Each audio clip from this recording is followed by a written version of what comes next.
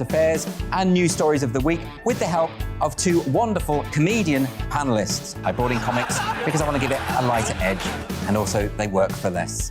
See you there.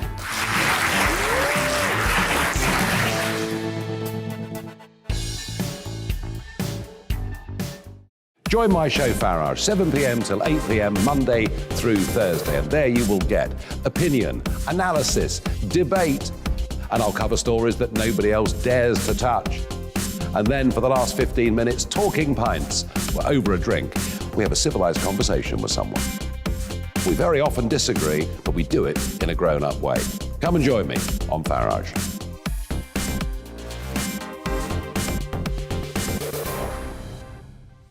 I'm Colin Brazier. I've reported from more than 70 countries around the world, covered wars from Afghanistan to Iraq, from Lebanon to the Balkans. I'm trying to bring that experience, that feel for events, to the studio. And something else, I'm ready to give an opinion. Today's stories with a spark. Brazier from 8 p.m. weekdays on GB News.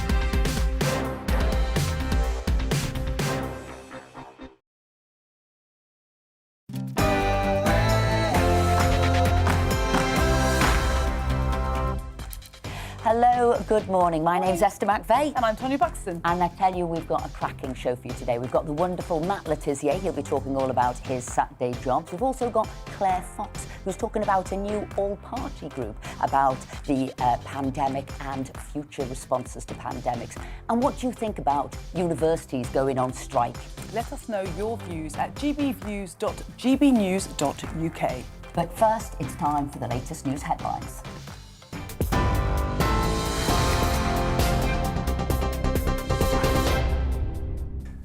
I'm Ray Addison. This is your news at 10 o'clock.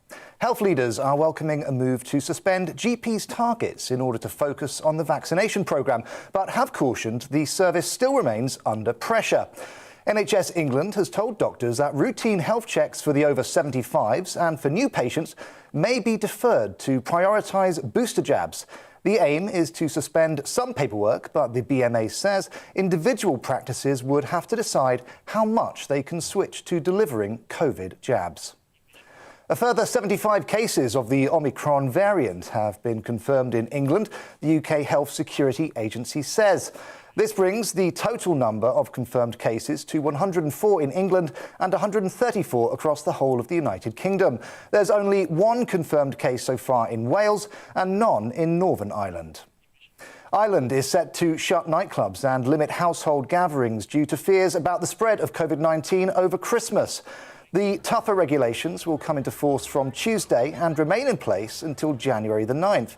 It follows advice from health officials and fears over the Omicron variant. The new measures include a maximum 50% capacity at entertainment, community and sporting events. Meanwhile, visits to private homes should be limited to 4 households, although Deputy Prime Minister Leo Varadkar said this won't be strictly enforced. We want to be very clear that this is advice, it is guidance, it is not statutory. There will be no Gardaí calling to people's homes to see how many are inside. And the government will not be telling you what you can or cannot do in your own home. Nearly 300 military personnel are being drafted in to assist thousands of homes that are still without power more than a week since Storm Arwen hit the UK. As of early Friday evening, just over 9,000 homes were still cut off. Areas in Scotland and the northeast of England are worst affected, with energy suppliers continuing efforts to restore power to the properties. US intelligence have found that Russia could be planning for a possible military invasion of Ukraine as early as 2022. According to an anonymous White House official, an estimated 175,000 troops would be used in the offensive, with almost half already deployed along Ukraine's border. It comes as Russia continues to demand that President Biden guarantees Ukraine will not be allowed to join NATO. Yesterday, the US president pledged to make it very, very difficult for Russian leader Vladimir Putin to take military action. The parents of a teenager accused of killing 4 students using his father's gun in Michigan have been caught in Detroit. The pair had been missing since charges of involuntary manslaughter were filed yesterday, and authorities offered rewards of up to $10,000 each to help find them. The couple's lawyer has denied they were on the run, but said they had left town for their own safety. Their son has been charged with murder and terrorism following the shooting at Oxford High School last Tuesday. A prosecutor has said the couple's actions went far beyond negligence. Further investigation revealed that the 6-hour 9mm handgun purchased by James Crumbly was stored unlocked in a drawer in James and Jennifer's bedroom. The notion that a parent could read those words and also know that their son had access to a deadly weapon that they gave him is unconscionable, and I think it's criminal. Londoners face more disruption later with a second night of tube strikes planned. Members of the RMT walked out for 8 hours from 8:30 p.m. last night on the Central and Victoria lines in disputes over night tube rotas. The tube union claims TfL has ripped up an agreement allowing drivers to choose whether or not to work on night services. But TfL says drivers will only work 4 nights a year, and the measures have been agreed by other unions. Further stoppages are also planned in the run-up to Christmas. The Prince of Wales has paid tribute to actor Sir Anthony Sher, who has died aged 72, describing him as a giant of the stage at the height of his genius. The Royal Shakespeare Company said the actor had been diagnosed with terminal cancer earlier this year. Prince Charles said he had the great joy of knowing him for many years and admired him for the skill and passion he brought to every role. OK, that's it. I'll have the latest headlines for you in half an hour. Now it's back to Saturday Morning UK.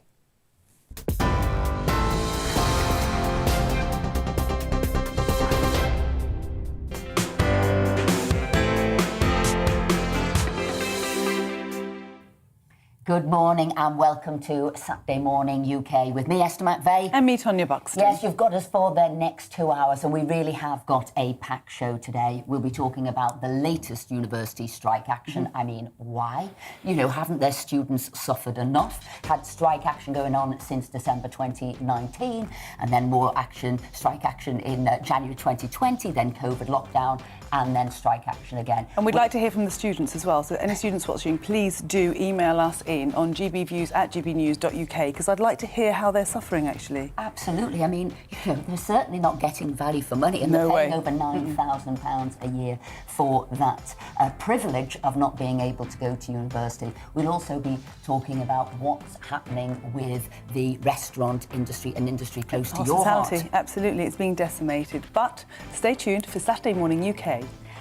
But look, a story that we can't not talk about today, even though I have to tell you it is incredibly distressing. It just really is. And the judge, talking about the baby Arthur case, said it was the most distressing case that he'd ever come across.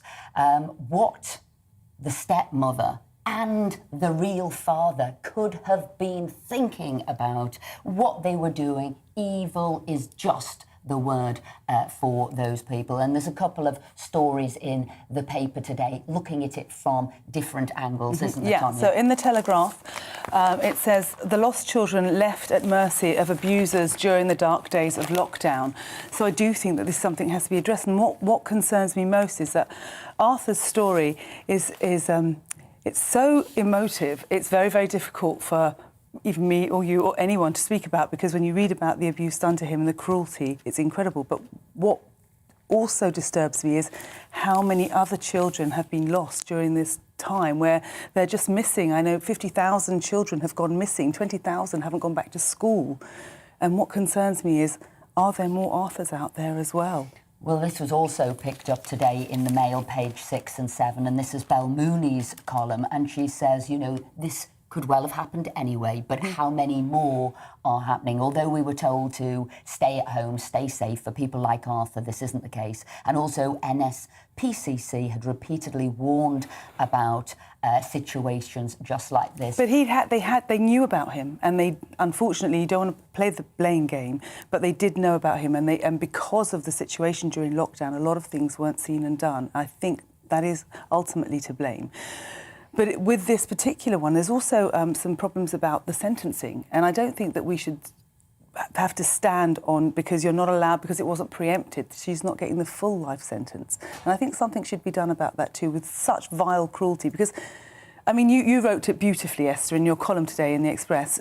Tell us your thoughts on the mother, because it kind of sums me how I'm feeling up totally. Several of the papers wrote about the mother, and also you've got that video footage of her absolutely in denial. They called her sort of the Black Widow.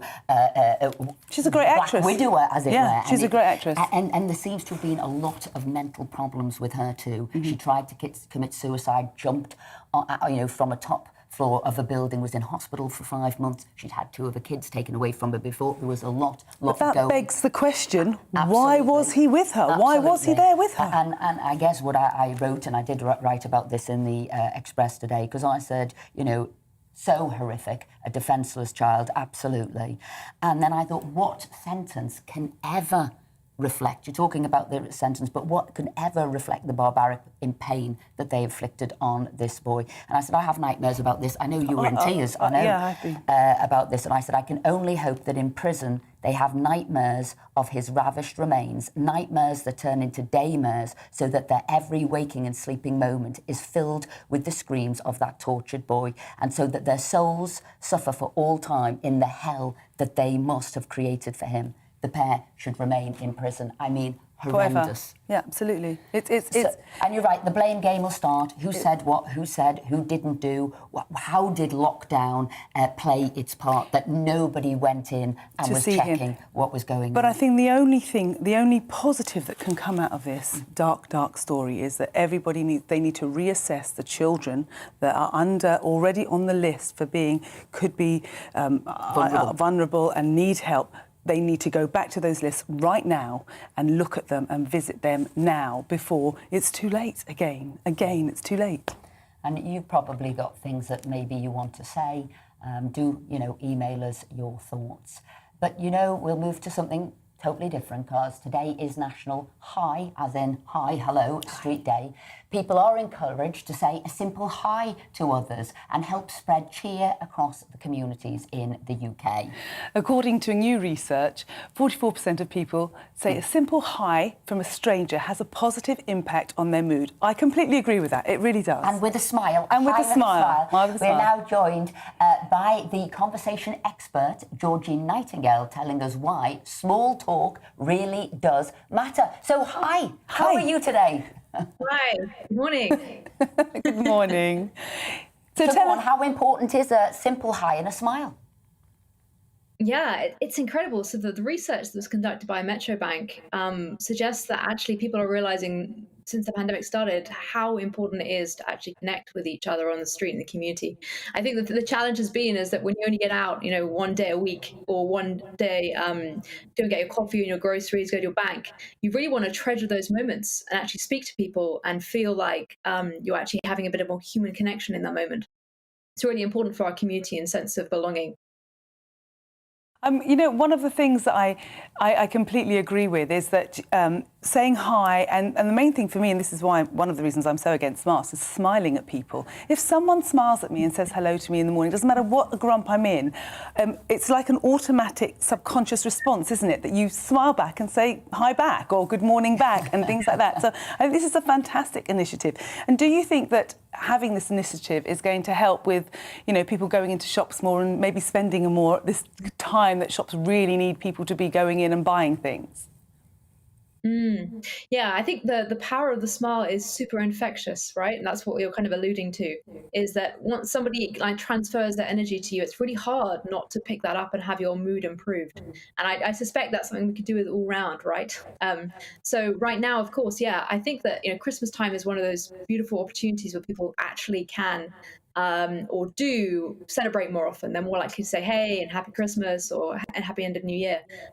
So I think that can have a wonderful catalytic kind of effect across the communities and hopefully build momentum and bring back the social norm of actually just being kind to each other.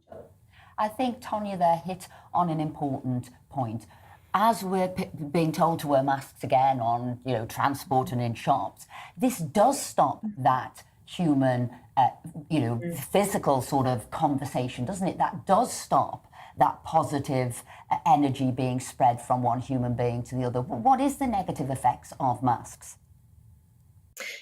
Yeah, it's a great point. Actually, I was thinking about that yesterday when I was on the tube. Was just how hard it is to sometimes show that you're smiling to somebody because they can't quite see it, but you can see the eyes. Proper Duchenne smile will involve a bit of crinkle here, and actually things like that. And I think verbal, non-verbal behaviour can actually be picked up. So, of course, I don't know the exact effects of masks, but I think we've been wearing them for long enough to know that they can create a barrier. So it's really important, I think, to be more obvious and not as subtle in your cues, to have that body language of I'm interested, smiling, trying to still go past the masks and make more of an effort, because I think that people really do notice and really do appreciate it, rather than, say, looking down at your phone, which seems to be the Yes, yeah, absolutely. And which do you, from your research, which is the chattiest high street in Britain at the moment? So St Albans came top of the list, actually. That's up the road from me. Yeah. So I might take a little trip to St Albans tomorrow just to say hi and chat to people. How lovely. I usually say, northern towns are, we always stop and smile and chat to people. It's usually places like the tubes and in busy sort of London people haven't got enough time maybe and they're flitting on by. Surely the northern towns can't have lost their reputation of being the friendliest places. The surprising thing about the research was that the northern towns did not score as highly. I don't believe it. See, it's my end of the woods. I don't believe it. Yeah, anyway, I'm not really sure exactly what that's about, but because the stereotype, of course, is that the Londoners and Southerners never chat, etc. But perhaps, I don't know. Maybe that's wrong. Thank you so much. Thank you for coming in and bringing a hi and a smile to our faces this morning.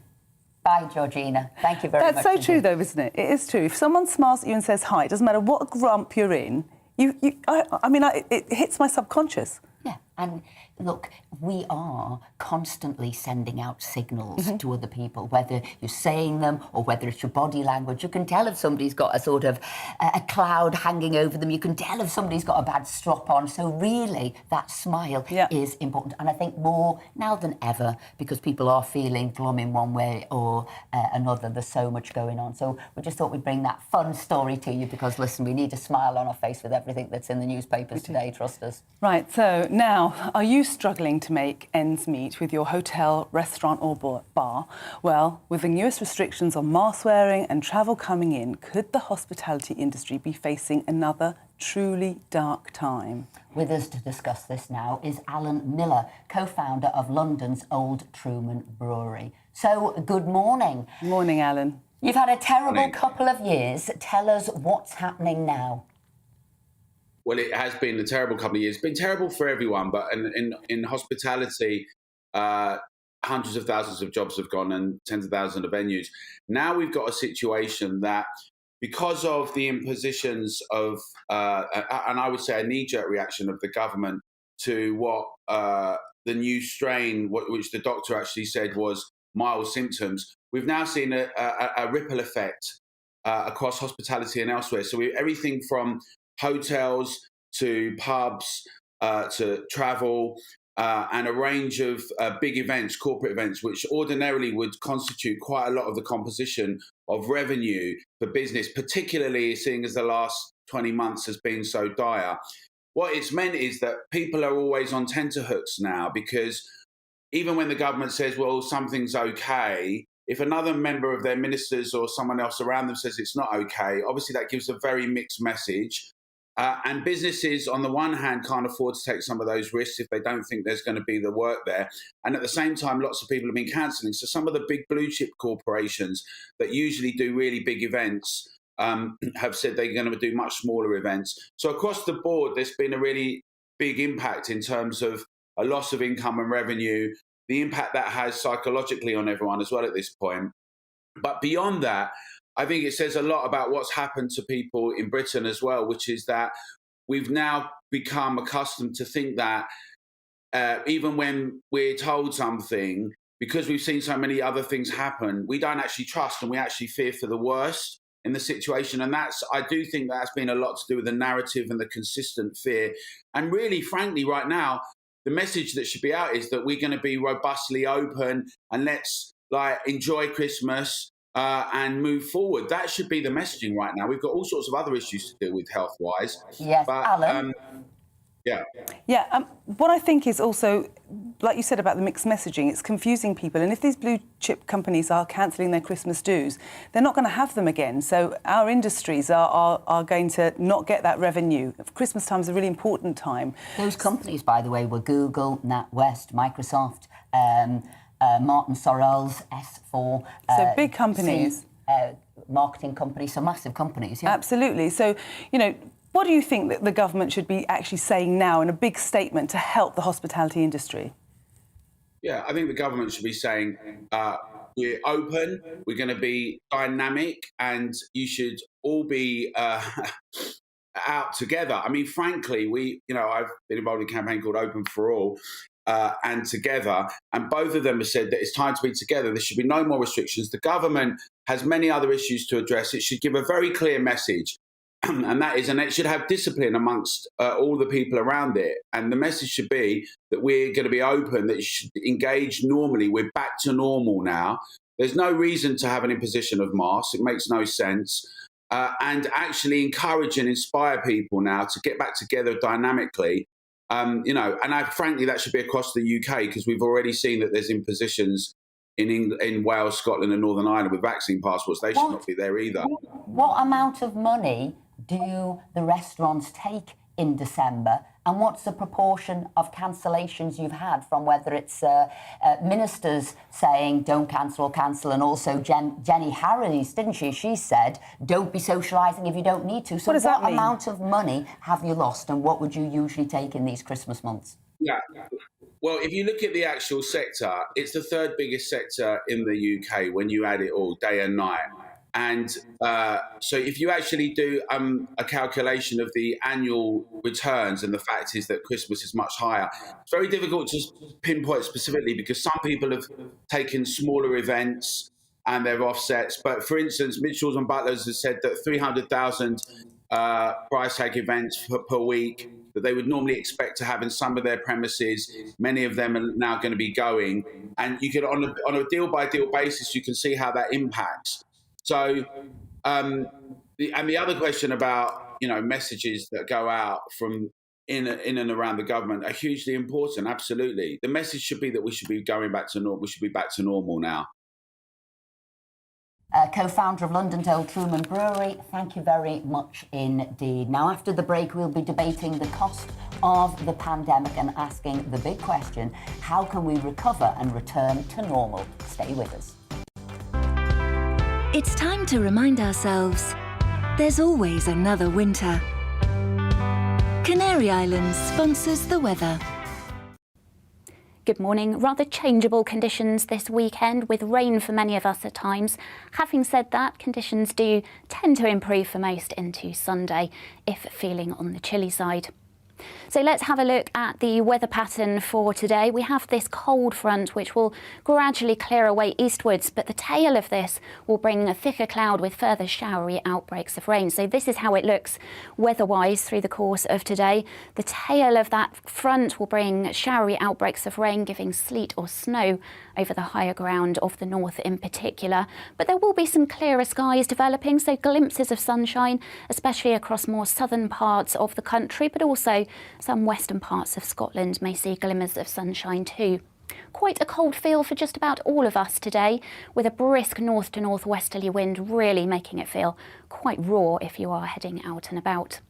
So through this evening and overnight, we still continue to see those showers feeding in on that brisk northerly wind, further winteriness at times, again generally over the higher ground, and still quite a lot of cloud associated with that, keeping temperatures from falling too low. But to the north and west of this weather system, skies clear and temperatures will take a bit of a tumble, so some frost and ice is on the cards for Sunday morning.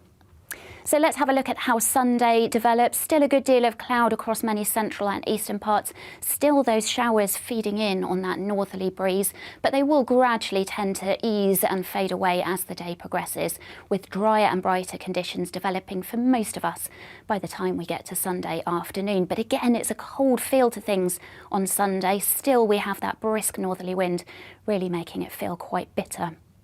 As for the start of next week, well, it remains fairly unsettled, with further weather fronts heading in from the Atlantic. And Tuesday is one we're keeping a close eye on as it turns particularly windy. Canary Islands sponsors the weather. You're watching GB News live across the UK and the world on our digital stream. GB News is Britain's news channel. We are the UK's home of discussion and debate from all perspectives. We are here for you. Don't forget to join our YouTube community by clicking on that subscribe button. And if you want the GB News app, you can click and catch up on programmes anytime. We love to hear from you, so email us. gbviews@gbnews.uk. Thanks for being part of the GB News family. My name is Andrew Doyle. Join me every Sunday evening at 7 p.m. for Free Speech Nation. This is a show where we address current affairs and news stories of the week with the help of two wonderful comedian panellists. I brought in comics because I want to give it a lighter edge, and also they work for less. See you there.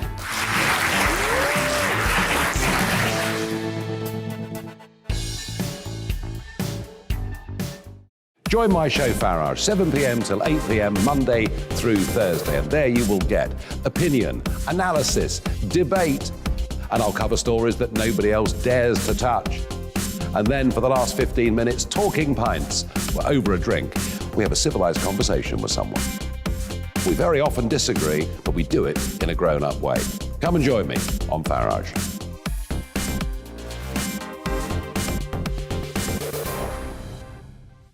I'm Colin Brazier. I've reported from more than 70 countries around the world, covered wars from Afghanistan to Iraq, from Lebanon to the Balkans. I'm trying to bring that experience, that feel for events, to the studio. And something else. I'm ready to give an opinion. Today's stories with a spark. Brazier from 8 p.m. weekdays on GB News.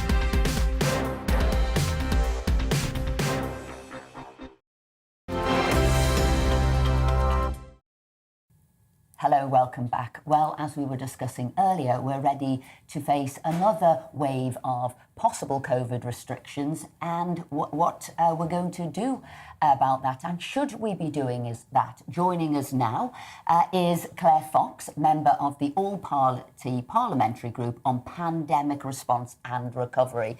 So, Claire, good morning. What a week we've had. Some people would say confusing signals and messages and what's happening across the country. But because of, I guess it's the confusion, the various stories coming out, you're part of a new all-party parliamentary group. Do you want to say why it's been set up and what you're hoping to achieve? I think it's really important that parliamentarians start to take hold of this issue, because what we get, it's certainly in the House of Lords, and I know it happens in the Commons, is not dissimilar to the public, except that we have the legislation to vote on. We just get told this is the latest. I mean, I'm as confused as anyone else. And the reason why this recovery group, this cross-party group is important is for people from the Commons, from the Lords, to get together and to examine evidence that we just are not getting from the government. They bring out proposals. As you say, it's all very confusing, but I think we need to be on top of our brief more. We owe it to the public to be having hearings. At the moment, there's a series of hearings going on into COVID passports, but to look at, I suppose, how we're going to recover, we need to understand what exactly has happened, what the collateral damage of some of those restrictions has been over the last 20 months. And what powers do parliamentarians have to make a difference here? Well, I mean, one of the most frustrating things is the way that democracy has been, and democratic accountability has been really sidelined in the way that decisions are taken. So a lot of the rules and legislation are almost like dictated by fiat from on high, secondary legislation. In the Commons, you can have a vote. In the Lords, it's even more that you have to nod things through. And so the main power I would think of a cross-party group like this is to actually arm ourselves with information that the public are not just getting, that we need to not just take what we're told from ministers as they say, oh, we've got to do this, we've heard from experts. So in fact, this parliamentary group can hear from experts too, can get an alternative viewpoint. I mean, I don't know about you, but one of the most shocking stories of the last week, in the midst of everything, has been the story of little Arthur. Yeah. That absolutely tragic story of the little boy who was murdered by his stepmother, and his father implicated. They've been sent to jail. But there's a pandemic story there, isn't there? There is, most We've definitely. now discovered that his relatives went to the police and tried to actually visit, and were told that they would be breaking COVID restrictions. We know that something went terribly wrong at social services. We know that the normal alert system that should have happened when some child is at risk was suspended because we were all told to stay at home. So what I'm saying is, Esther, you said, isn't it been confusing in the last week? We don't know whether we're allowed, what is it? We don't know whether we're allowed to snog. We don't know whether we're really under mortal threat of this new variant or if it's just a variant. We don't know if it's mild or serious. No cost benefit analysis has been brought out. Everything's rushed through on a precautionary principle. But what we do know is that a child was murdered without anyone intervening during the lockdown measures. And I think that the cross-parliamentary group needs to get to grips with what else goes on when you bring in restrictions. Not just what COVID is affected. I saw that you had Alan Miller on. We know that the cost of these restrictions will be enormous to the hospitality industries. The COVID passes in Scotland and Wales, as we heard in the last hearing of the cross-party group, will have damaging impacts on those people. We also get to a situation where we have a segregation of jabbed and unjabbed, which we see around the world. So this parliamentary group needs to be a forward alert to the public by arming themselves with information so that we can make that public.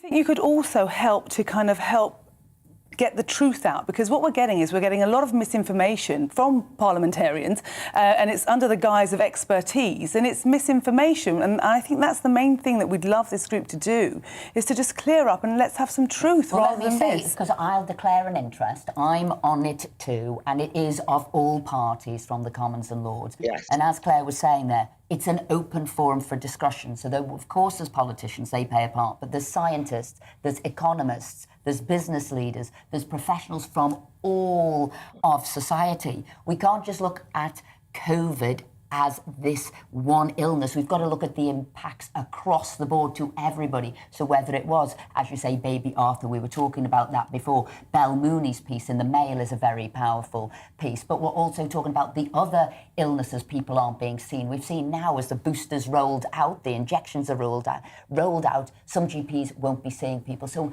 there's a whole host of people, isn't there? Big Brother watch, how people are being, I don't know, separated and segregated too. Yeah, so I think the important thing, actually, Tonna, you made the point about misinformation. One of the things which parliamentarians are constantly told about is that we have to be wary of this dangerous misinformation that's doing the rounds on social media, and that the public are being misinformed, you know, and the phrases are used like anti-vaxxers. Undoubtedly, there are some people like that. But largely, any querying of something like civil liberties is written off and dismissed as misinformation or anti-vaxxers. This kind of sinister forces. But the reality is that there's a lot of misinformation that comes formally. You know, coronavirus is a virus which we at the beginning didn't understand, but as more and more information is gathered up, we now understand, for example, that when you have the vaccine, it doesn't stop transmission of COVID. It's a brilliant way of keeping yourself safe, but not necessarily stopping transmission, in which case what on earth would you need a COVID pass for? Because it shows you've had a vaccination, but it's misinforming people if they think that in order to stay safe, you shouldn't go next to anybody who hasn't had the vaccine. I think as well, Esther, what you said. Oh, go on. So we're going to have to cover because, like always, we've got news bulletins to hit, we've got breaks to hit, but I want to... That's fine. Fox, we'll probably speak to you again in the new year when you've held more hearings. This is the new Pandemic Response and Recovery All-Party Group. Thank you for joining us this morning. Now, after the break, we'll have the latest on the Manchester United story, what's happening there with the sport. We'll also be hearing from our showbiz specialist. What should I call showbiz? Expert, yes, Selina Cherry. But first now, we've got the news. We've got the news headlines.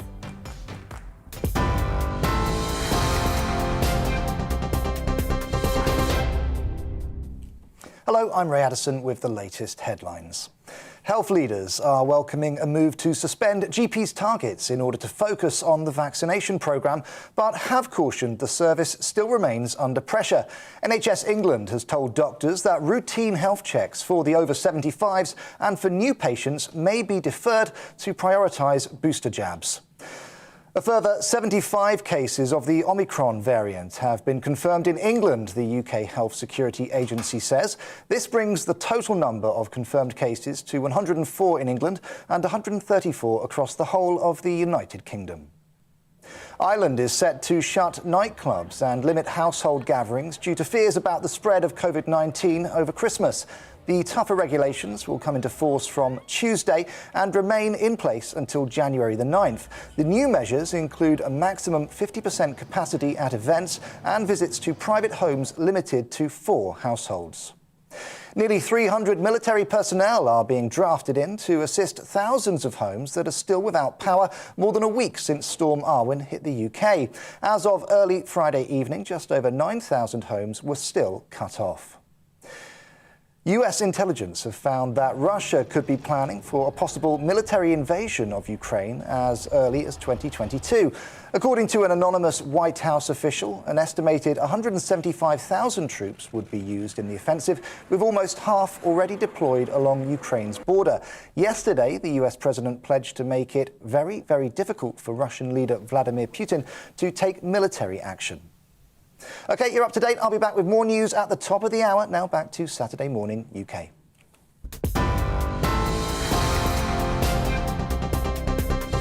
You're watching GB News live across the UK and the world on our digital stream. GB News is Britain's news channel. We are the UK's home of discussion and debate from all perspectives. We are here for you. Don't forget to join our YouTube community by clicking on that subscribe button. And if you want the GB News app, you can click and catch up on programmes anytime. We love to hear from you, so email us. gbviews@gbnews.uk. Thanks for being part of the GB News family. My name is Andrew Doyle. Join me every Sunday evening at 7 p.m. for Free Speech Nation. This is a show where we address current affairs and news stories of the week with the help of 2 wonderful comedian panellists. I brought in comics because I want to give it a lighter edge, and also they work for less. See you there.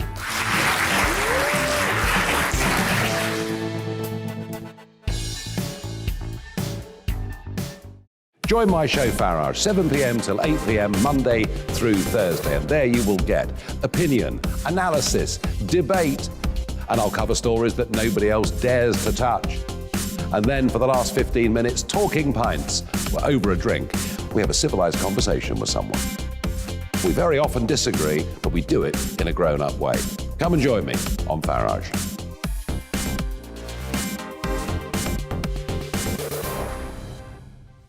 I'm Colin Brazier. I've reported from more than 70 countries around the world, covered wars from Afghanistan to Iraq, from Lebanon to the Balkans. I'm trying to bring that experience, that feel for events, to the studio. And something else, I'm ready to give an opinion. Today's stories with a spark. Brazier from 8 p.m. weekdays on GB News.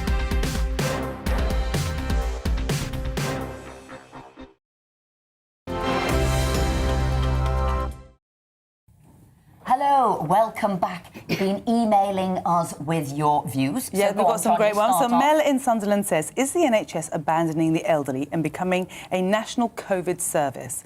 GPs are going to be paid extra cash per jab despite them avoiding normal face-to-face appointments.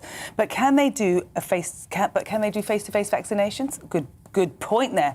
And if they earn more cash for doing vaccinations, how many more patients will they have? Will have their appointments pushed back? Very good points, Mel. Those Very are coming. good. Those sort of things are being discussed in the papers today. Yeah. How many people won't be seen, and who are those people who won't be seen as this booster jab is rolled out? I've got another one here. Sean says, I was watching your hospitality guest saying masks are not needed and we're back to normal. And then he says, we're very much not back to normal with my wife and older daughter with COVID at the moment. He goes on to say, my daughter has mild symptoms, but my wife is not well at all. He's saying face masks are needed. I understand the business issues, clasps our hospitality, but he's saying, is a pint worth more and a holiday than the loss of life of somebody? But I think you've just said there, Sean, your daughter has very mild symptoms. Most people are vaccinated. And the question is, do masks work anyway? Because originally they were said they weren't. And in fact, I've got a quote here. I think it's from Professor, I think it's Dingwell, saying masks are sort of, I don't know, mild to zero sort of help. So these are the questions. But look, I'm glad to hear from Sean. Yeah, absolutely. And this is what the discussion's all about. Definitely. And James says, as an ex-soldier, I never cry, even after the loss of my colleagues during my service or when close family passed. Oh, this one's going to get me. But I cried after trying to listen to the news of this poor boy and couldn't watch it fully. I couldn't either. These people should never be released from prison and should die in prison. No words can bring him back, but in his name, justice must be done fully. I completely agree with you, James. It's one, I think, that's hit all of us. It really has. And Stuart says, what happened to Arthur is sickening and the perpetrators should, in my view, never be freed again. However, I also see that social service staff should also be prosecuted. I'm sick and tired of hearing people let down by social services, and the only excuse we get is that they're underfunding. This is not about the money, it's about the competence of social service staff. And we know the stepmother did get 29 years, a minimum of 29 years, and the father got 21. But as we've said, really, you know, maybe they should never be let out of prison. Thank you very much indeed for emailing us with your views. So we've got some nicer things to talk about now. We've got the sports to talk about, and we have two fabulous sport experts. We have Rhiannon Jones and we have Aidan McGee. Welcome, guys. How you doing, okay? Yes, we're very well. Got me started again there. I honestly can't talk about that story or hear it without bursting into tears. I'm with you now. It's just one of these things that it has. I hope it's got the nation, and I hope something's done. I think it's affected everybody, hasn't it? Absolutely. And nice to see that the football games over the weekend will be paying tribute to him. Minutes silence. Birmingham and Aston Villa have confirmed that they will. And that's just because the football sort of family have felt so moved by what's going on. They want people to remember it and have a minute's another silence. horrible, hideous detail that came out. I mean, I've been covering the story for GBNews the last couple of days, and I know far too many details, and I wish I could erase them from my head, if I'm honest. But another one of the things his stepmother did was she cut up his football shirts. Exactly. So, I read that too. I mean, again, that added to the cruelty and the torture and the mind games, so I think as well as the abuse physical. That's hit the football world as well. I think that's why in particular. Well, then that makes sense. Well, I think that's a wonderful show of solidarity. And what are the games we should be looking out for?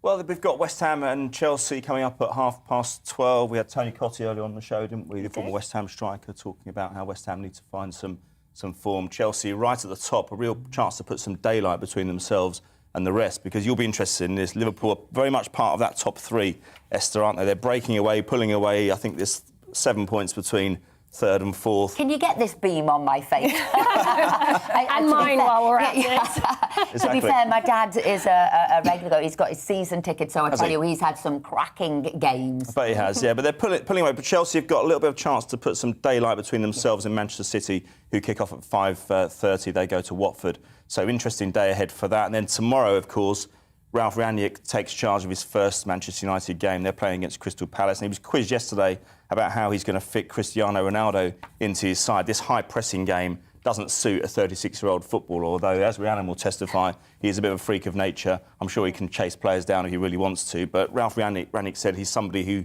he recognises he's going to have an exceptional talent to work with. He's going to have to adapt to the needs of the player. The player shouldn't adapt to the needs of the manager. That's what he's going to say, and that's basically a way of saying, in my view, reading between the lines, he's got a big ego in the dressing room. He's going to have to manage it somehow. I tell you what I found interesting today. It was in the Times magazine front page here, Raheem Sterling, and how he's turned to meditation. I just thought it was, for me, I do meditation when I can, so I thought it was an interesting story, how he is improving his mindset, having been sort of depressed for so long and not being able to come out of, I guess it was feeling upset, frustrated, and how he needed that to really focus.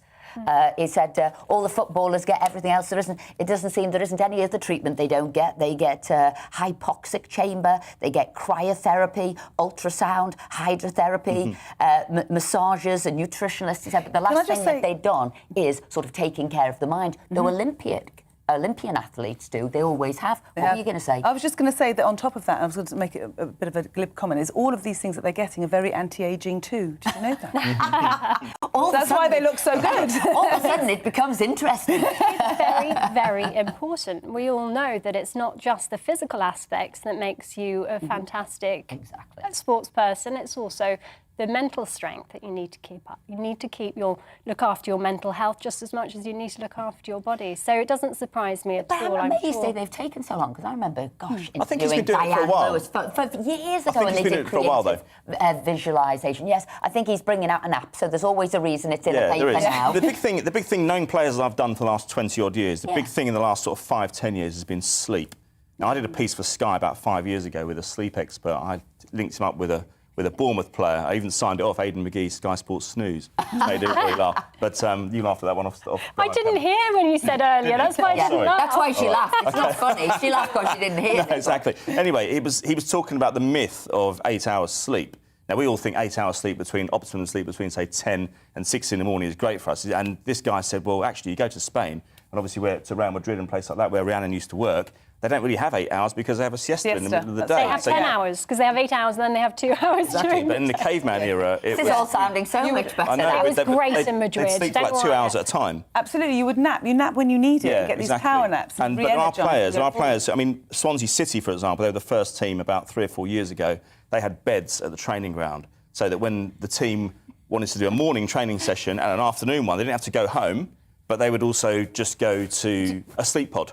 It's basically a tent in the middle of a field. Do you know why this is making me laugh? It's a bit like when you take a child to nursery. Yeah. This little nap sleepy time. little nap time. I didn't think our Premiership but the sleep consultation was interesting. Ryan Giggs reckons good quality sleep extends his career by about 10 years. They had a sleep consultation with somebody back in the late 90s. Is that somebody snoring? Yeah, it could be, actually. No, it's still not as loud as I snore. But Ryan Giggs was saying that he had a consultation at home, and they said that you need to the first light you see when you wake up in the morning needs to be coming through the curtains. It needs to be natural light. It can't be digital light. No, absolutely right. The heat was up overnight, so he was waking up dehydrated and therefore unable to train. So it does seem quite basic stuff, but I'm not surprised that players are embracing meditation and rest as well, good quality rest. And how about Formula One? Gosh, it's exciting. So 2 more race weekends, both inaugural Grand Prix, one at Saudi Arabia this weekend and the other one at Abu Dhabi. And the title race is basically between Max Verstappen and Lewis Hamilton, so Red Bull and Mercedes. Lewis Hamilton could break that record and go from 7-time world champion to 8-time world champion, beating Schumacher's record. Max Verstappen, meanwhile, or Verstappen, I should say, could win it for the first time, and he could win it this weekend. However, it's all very complicated, lots of numbers. I'm not great with numbers. It sends me all a kerfuffle. So I'm just going to make it quite basic. And if Max Verstappen wins the lap bonus point for fastest lap, and Lewis Hamilton comes 5th or below, then Max will win it. However, very unlikely. Is that likely? I was going to ask, was that likely? No controversy, everything goes to plan. It will probably most likely be 1st and 2nd, either Max or Lewis, one or the other. All right. Can you believe It's it? exciting. In house squabbles, I'm for Lewis and my other half for Max. What can I tell you? So. What? British. Stick with the British. I am. Are we struggling with the pronunciation of Verstappen? You're No, calling him I'm Max, not. or are you just on first names? We're on first name. We're on first name terms. Oh, I'm not surprised. Guys, thank you very much. Thank you so much for coming in and giving us the sports today. So now, getting closer to Christmas, it's closer to the festive time and treats. And what we're going to have now is, your good friend, my good friend, Selena Cherry, as we look at the celebrity gossip that's been happening this week. So, Selena, how are you this morning? I'm good. How are you, ladies? Morning. We're very well. We're very well. There's a lot going on in celebrity gossip and things happening at the moment. As always. What's your top story today, Selena? Well, I want to talk about the Christmas #1 because I feel like everybody's racing to be the Christmas #1 this year. We've got Elton John and Ed Sheeran. Mariah's got a new song out. Adele wants to be Christmas #1. I mean, do we actually really care who's Christmas #1 anymore? I'm not entirely sure that we do. I mean, when we were kids and we were watching Top of the Pops, then it was kind of really important to see the Christmas #1 and to kind of, I remember wanting my favourite person to be there. I think because of the way music is now with streaming and everything, no one seems to care that much anymore. But there is a good run-up, is it? So I think my favourite is Jamie Cullum, because he's released this really classy album, hasn't he, of Christmas songs. They're the kind of songs that that you can dine to. Like it's beautiful music. Who do you fancy? I mean, Jamie Cullum he's pure class, though, isn't he? Yeah. At the end of the day, whatever he does sounds amazing. He's there on the piano. I mean, he can sing anything, and it would sound amazing. So I'd have to be with you with Jamie Cullum if I cared about who was #1, but I just really don't. We're in the kind of times now. I mean, when I was in the charts, people cared. They'd go to Our Price, they'd buy their records, and people would want to see Top of the Pops and see who was #1. Now nobody really, they don't really care. Right. You're so right. So what I do care about, so forget as you say, the who's going to be #1 of the chart. I am interested in Sex in the City. I followed that series sort of first time round, and this time round, less exciting. I know there's excitement for the films, but without Samantha, people are thinking maybe a bit dull. Maybe they won't be as exciting. I don't think it should be called Sex in the City, because Samantha was the whole sex in that, wasn't she? She was the sexy one. It should be called something else. What do you think? I think that it's great to see the ladies back on TV. I loved Sex in the City. Who doesn't? What female doesn't love Sex in the City? It's not going to be the same without Samantha. Let's face it. Come on, guys. It's really not going to be the same. But, of course, we want to see the ladies doing their thing. And why should they stop just because she doesn't want to be in it? I don't see why they should stop. But it's going to be out on the 9th of December. It's called And Just Like That. So, a lot of the critics, which I don't like, have been saying, oh, look, they've got grey hair now. They're a little bit more wrinkly. And I just think to myself, why are people focusing on that? If it was men, they'd be saying, oh, Silver Fox, But with women, it's so much more difficult. But I have to say, I'm really looking forward to it.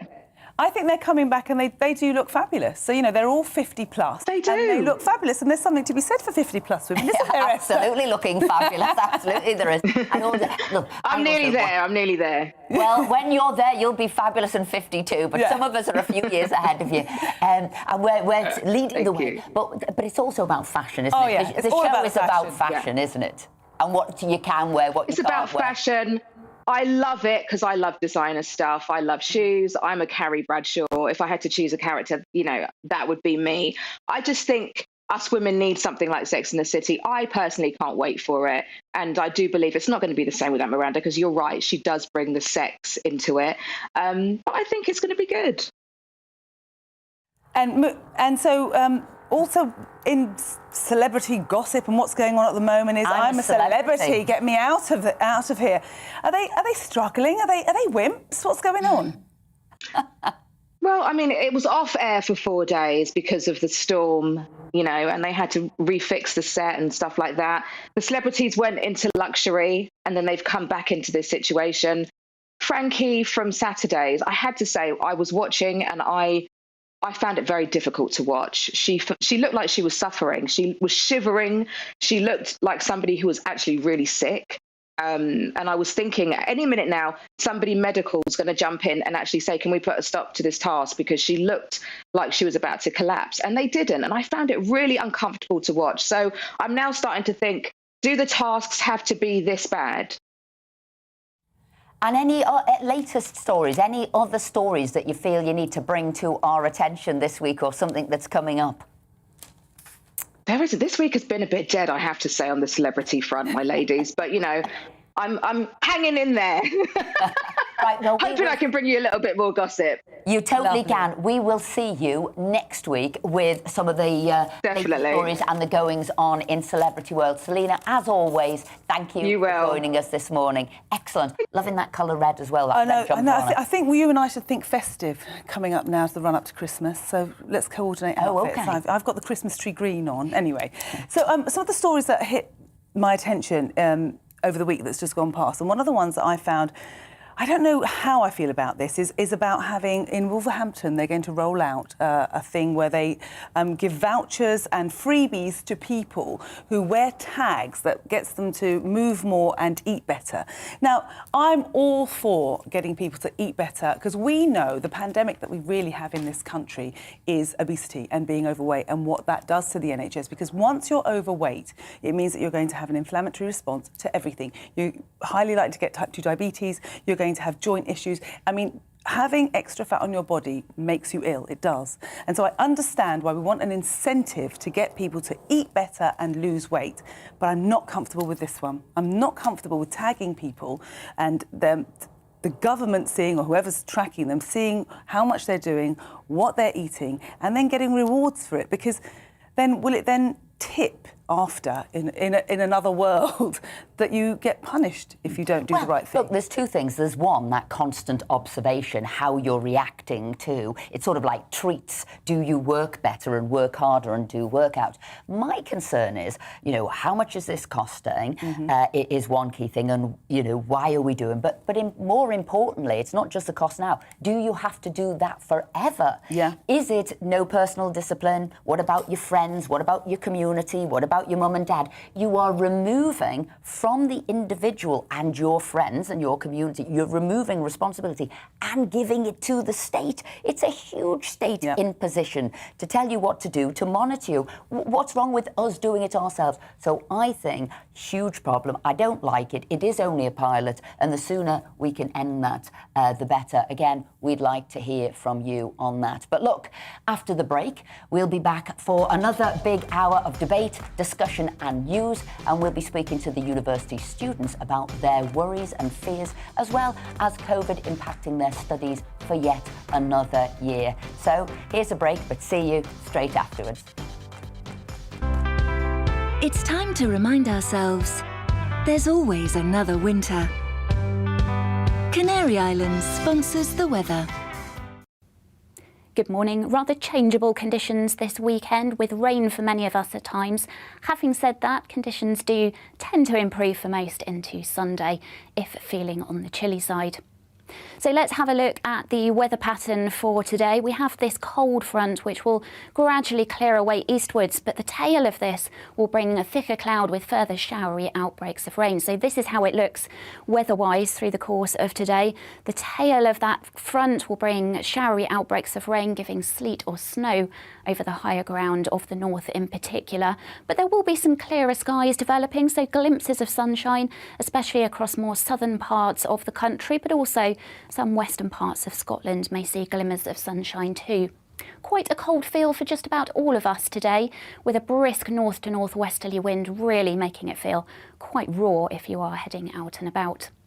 So through this evening and overnight, we still continue to see those showers feeding on that brisk northerly wind, further winteriness at times, again generally over the higher ground, and still quite a lot of cloud associated with that, keeping temperatures from falling too low. But to the north and west of this weather system, skies clear and temperatures will take a bit of a tumble, so some frost and ice is on the cards for Sunday morning. So let's have a look at how Sunday develops. Still a good deal of cloud across many central and eastern parts. Still those showers feeding in on that northerly breeze, but they will gradually tend to ease and fade away as the day progresses, with drier and brighter conditions developing for most of us by the time we get to Sunday afternoon. But again, it's a cold feel to things on Sunday. Still, we have that brisk northerly wind, really making it feel quite bitter. As for the start of next week, well, it remains fairly unsettled, with further weather fronts heading in from the Atlantic. And Tuesday is one we're keeping a close eye on as it turns particularly windy. Canary Islands sponsors the weather. You're watching GB News live across the UK and the world on our digital stream. GB News is Britain's news channel. We are the UK's home of discussion and debate from all perspectives. We are here for you. Don't forget to join our YouTube community by clicking on that subscribe button. And if you want the GB News app, you can click and catch up on programmes anytime. We love to hear from you, so email us. gbviews@gbnews.uk. Thanks for being part of the GB News family. My name is Andrew Doyle. Join me every Sunday evening at 7 p.m. for Free Speech Nation. This is a show where we address current affairs and news stories of the week with the help of two wonderful comedian panellists. I brought in comics because I want to give it a lighter edge, and also they work for less. See you there.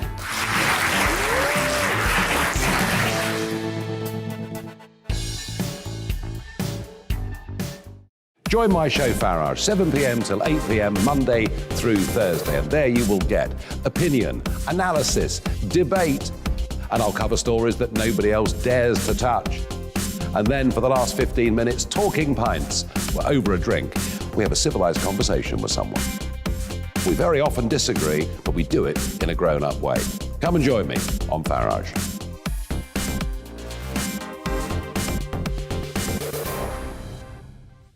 I'm Colin Brazier. I've reported from more than 70 countries around the world, covered wars from Afghanistan to Iraq, from Lebanon to the Balkans. I'm trying to bring that experience, that feel for events, to the studio. And something else, I'm ready to give an opinion. Today's stories with a spark. Brazier from 8 p.m. weekdays on GB News.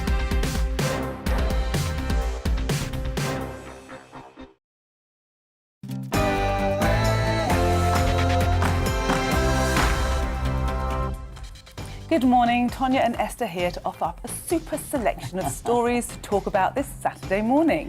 Yes, the Omicron variant is spreading fast across Europe, but what can we do to slow it down? And what should we do to support businesses? And we'll get a special look inside the life of a footballer as Matt Le Tissier tells us his Saturday jobs. But first, here's the news.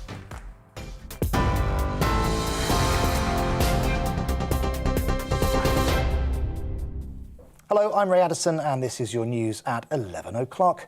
Health leaders are welcoming a move to suspend GPs' targets in order to focus on the vaccination programme, but have cautioned the service still remains under pressure. NHS England has told doctors that routine health checks for the over 75s and for new patients may be deferred to prioritise booster jabs. The aim is to suspend some paperwork, but the BMA says individual practices would have to decide how much they can switch to delivering COVID jabs. A further 75 cases of the Omicron variant have been confirmed in England, the UK Health Security Agency says. This brings the total number of confirmed cases to 104 in England and 134 across the whole of the United Kingdom. There's only one confirmed case so far in Wales and none in Northern Ireland. Ireland is set to shut nightclubs and limit household gatherings due to fears about the spread of COVID-19 over Christmas. The tougher regulations will come into force from Tuesday and remain in place until January the 9th. This follows advice from health officials and fears over the Omicron variant. The new measures include a maximum 50% capacity at entertainment, community and sporting events. Meanwhile, visits to private homes should be limited to 4 households, although Deputy Prime Minister Leo Varadkar says this won't be strictly enforced. I want to be very clear that this is advice, it is guidance. It is not statutory. There will be no Gardaí calling to people's homes to see how many are inside. And the government will not be telling you what you can or cannot do in your own home. Nearly 300 military personnel are being drafted in to assist thousands of homes that are still without power. That's more than a week since Storm Arwen hit the UK. As of early Friday evening, just over 9,000 homes were still cut off. Areas in Scotland and the northeast of England are worse affected, with energy suppliers continuing efforts to restore power to the properties. US intelligence have found that Russia could be planning for a possible military invasion of Ukraine as early as 2022. According to an anonymous White House official, an estimated 175,000 troops would be used in the offensive, with almost half already deployed along Ukraine's border. This comes as Russia continues to demand that President Biden guarantees Ukraine will not be allowed to join NATO. Yesterday, the US president pledged to make it very, very difficult for Russian leader Vladimir Putin to take military action. The parents of a teenager accused of killing 4 students using his father's gun in Michigan have been caught in Detroit. The pair had been missing since charges of involuntary manslaughter were filed yesterday, and authorities offered rewards of up to $10,000 each to help find them. The couple's lawyer has denied they were on the run, saying they'd left town for their own safety. Their son has been charged with murder and terrorism following the shooting at Oxford High School last Tuesday. A prosecutor has said the couple's actions went far beyond negligence. Further investigation revealed that the 6-hour 9mm handgun purchased by James Crumbley was stored unlocked in a drawer in James and Jennifer's bedroom. The notion that a parent could read those words and also know that their son had access to a deadly weapon that they gave him is unconscionable, and I think it's criminal. Londoners face more disruption later, with a second night of tube strikes planned. Members of the RMT walked out for 8 hours from 8:30 p.m. last night on the Central and Victoria lines in disputes over night tube rotors. The tube union claims TfL has ripped up an agreement allowing drivers to choose whether or not to work on night services. But TfL says drivers will only work 4 nights a year, and the measures have been agreed by other unions. Further stoppages are also planned in the run-up to Christmas. The Prince of Wales has paid tribute to actor Sir Anthony Sher, who died aged 72, describing him as a giant of the stage at the height of his genius. The Royal Shakespeare Company said the actor had been diagnosed with terminal cancer earlier this year. Prince Charles said he had the great joy of knowing him for many years and admired him for the skill and passion he brought to every role. OK, you're right up to date. I'll be back with the latest headlines in half an hour. Now let's get back to Saturday Morning UK with Esther and Tonya.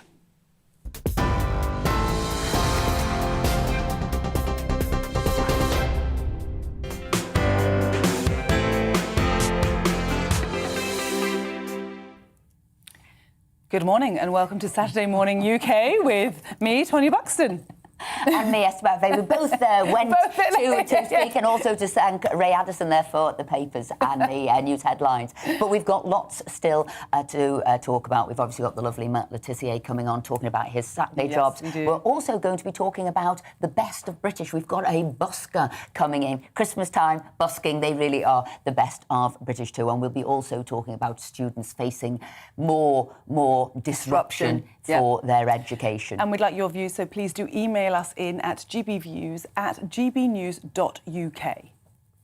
But stay tuned for Saturday Morning UK. It may only be 3 weeks until Christmas, but you could be forgiven for feeling less than festive, with the headlines once again full of COVID concerns. Confirmed Omicron cases in the UK have doubled in the past 24 hours, with another 75 cases identified in England alone. While the government insists it is still safe to stick to your Christmas plans, further restrictions cannot be ruled out.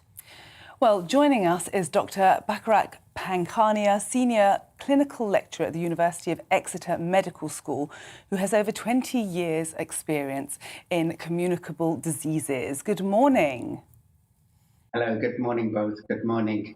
So do you want to tell us what the, latest issue is with the new variant? Yes, very happy to do so.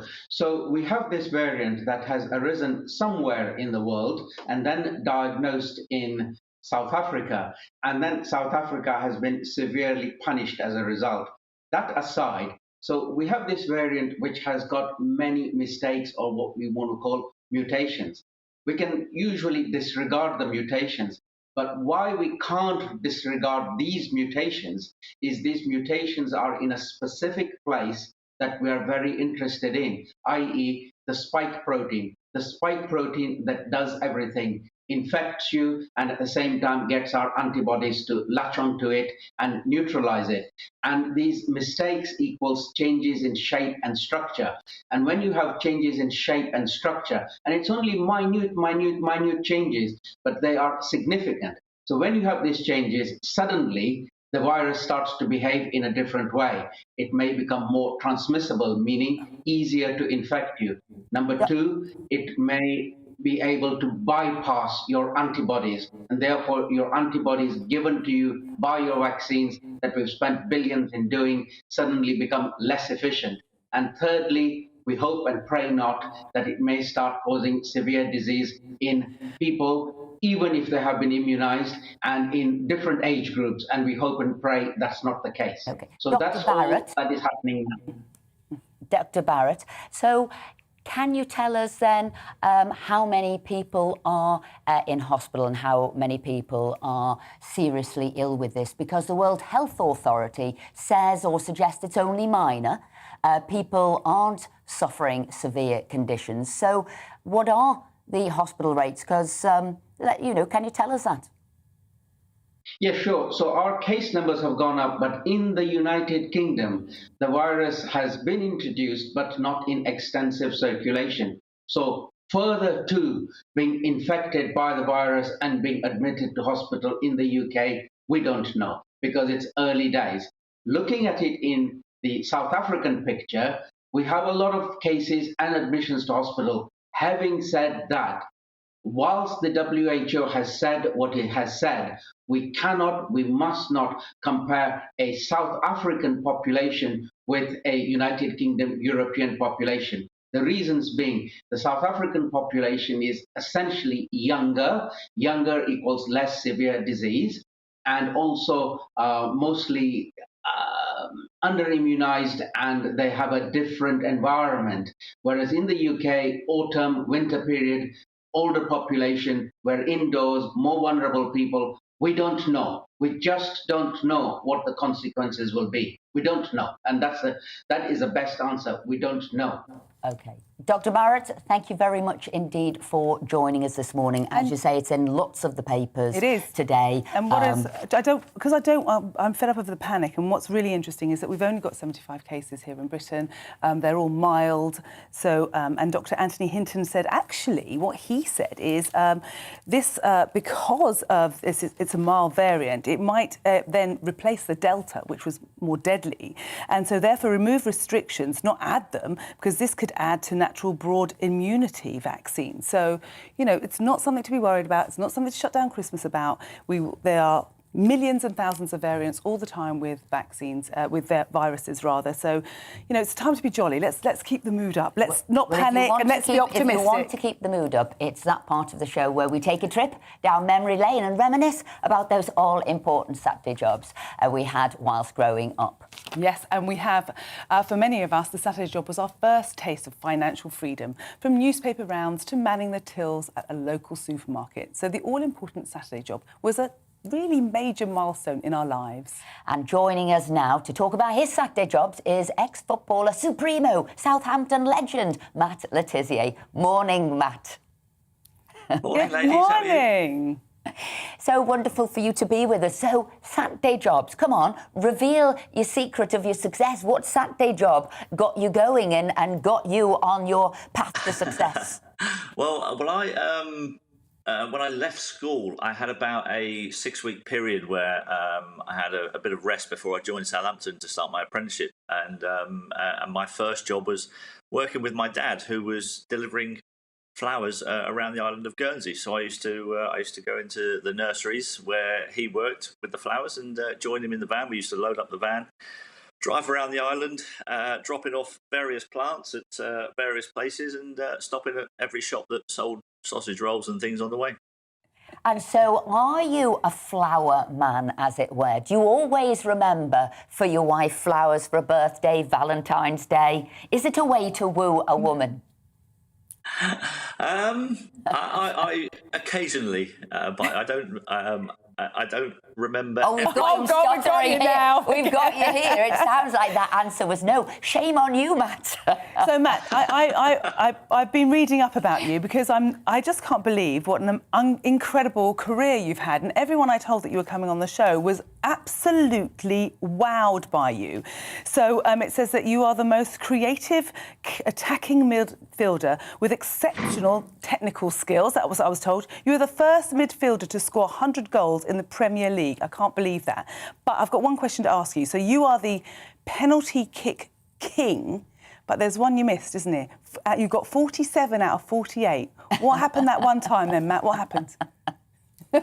It's quite remarkable where you take 48 penalties and score 47 of them, but the only one everyone wants to talk about is the one you miss. I had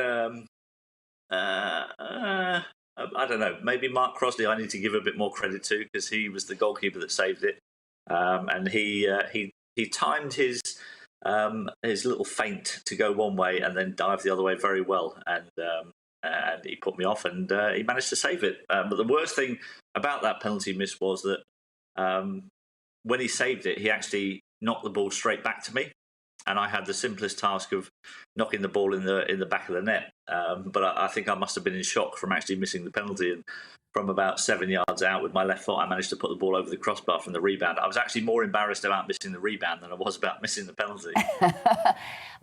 But you really are a footballer, and football fans do adore you. And I can say that because I've watched so many replays of your goals when my other half is watching your best of footballing moments.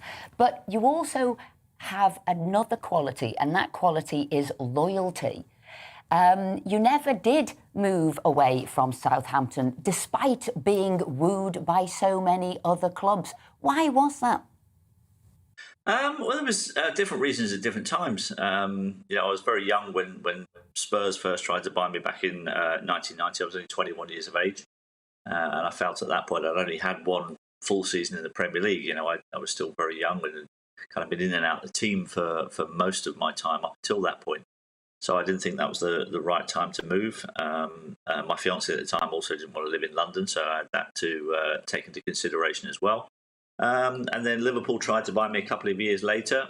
But again, I wasn't really too keen on moving away. Where you go here, I was Matt? happy where I was.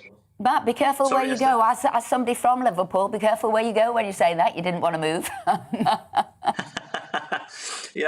I like the South Coast. It was pretty close to my home in Guernsey, and also it's a bit warmer down here, to be quite frank.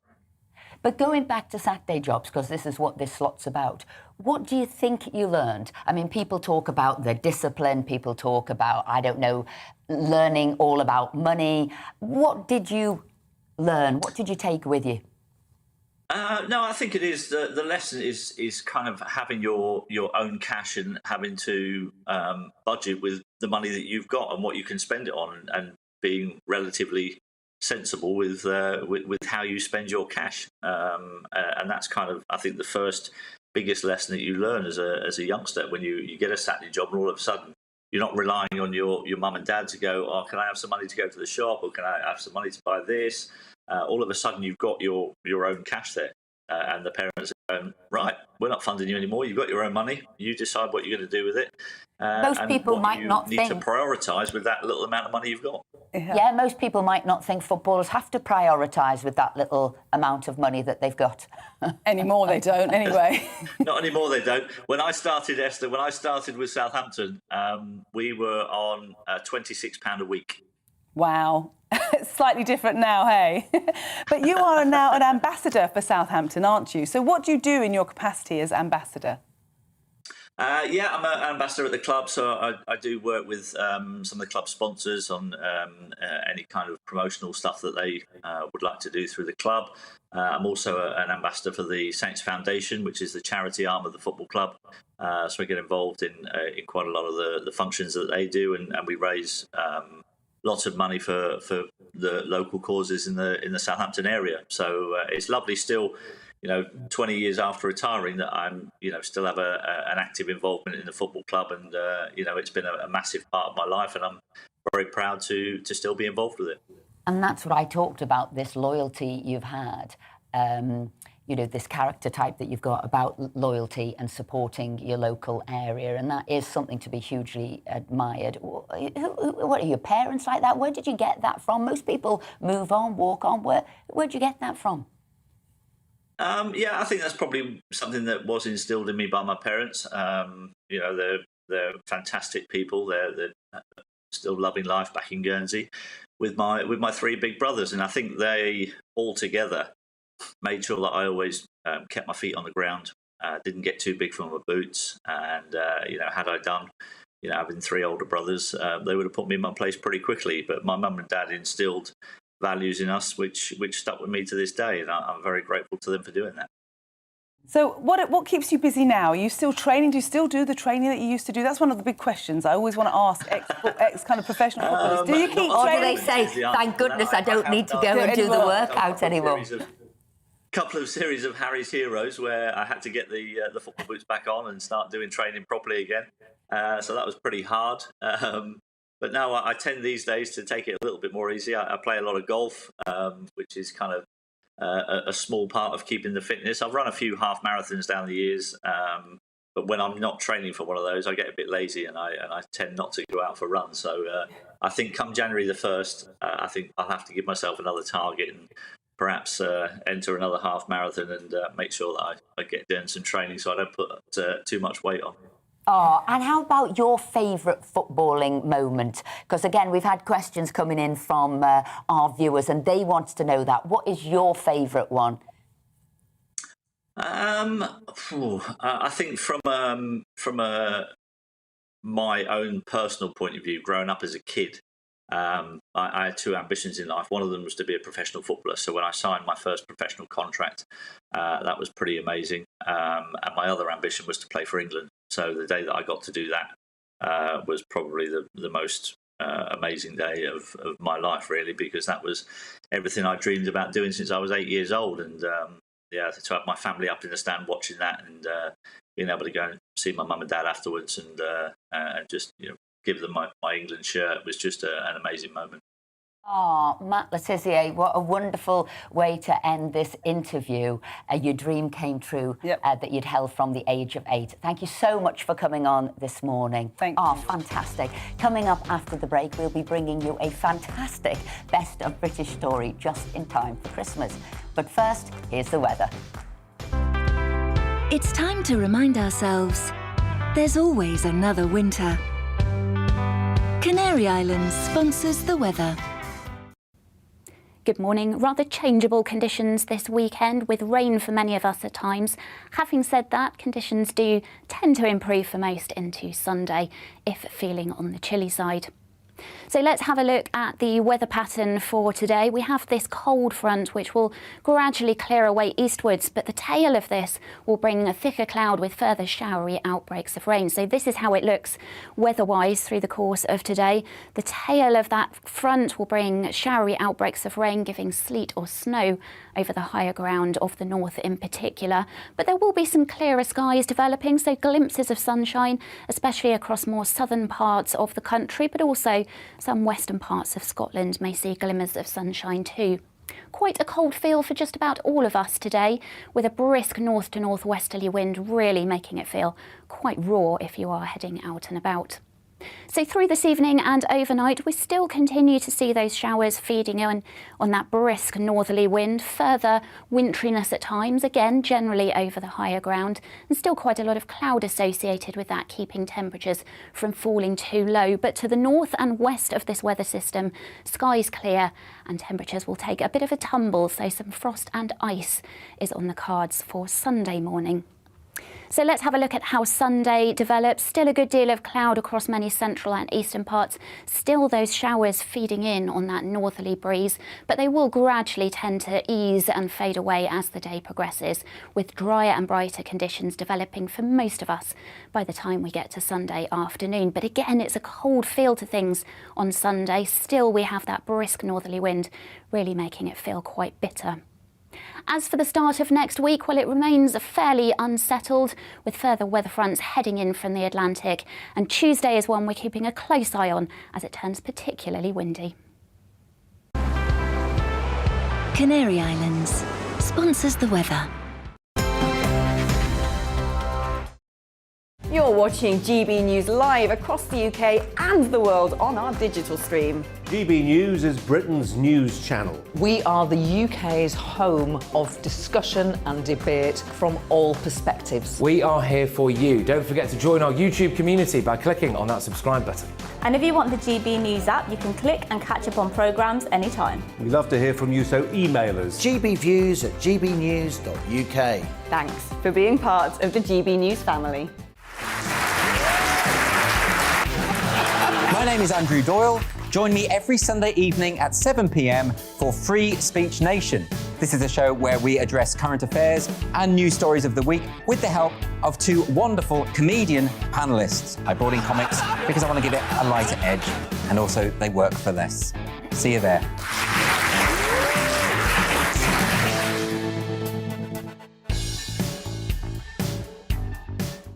Join my show Farage, 7 p.m. till 8 p.m. Monday through Thursday, and there you will get opinion, analysis, debate, and I'll cover stories that nobody else dares to touch. And then for the last 15 minutes, talking pints. We're over a drink. We have a civilised conversation with someone. We very often disagree, but we do it in a grown-up way. Come and join me on Farage.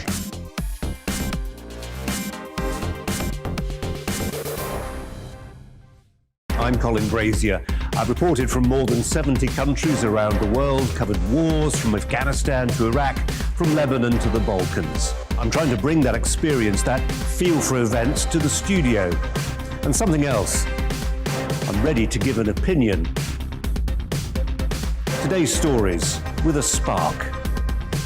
Brazier from 8 p.m. weekdays on GB News. Join us for Political Correction. We're here every Sunday to correct politics and put you, the people, back in charge. We talk about all areas of the United Kingdom, including Northern Ireland. Our debate goes way beyond the Westminster Village. It's about the real country. It's about your opinion. So please, we want you to tell us what you think. This is Political Correction. Every Sunday morning from 10 a.m. here on GB News.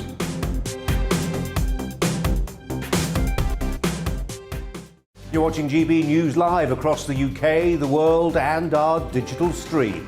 GB News is Britain's news channel. We are the UK's home of discussion and debate from all perspectives. We're here for you. Don't forget to join our community by hitting the subscribe button. And download the GB News app so you can click and catch up on programmes anytime. We love to hear from you. Email us at gbviews@gbnews.uk. Thanks for being part of the GB News family.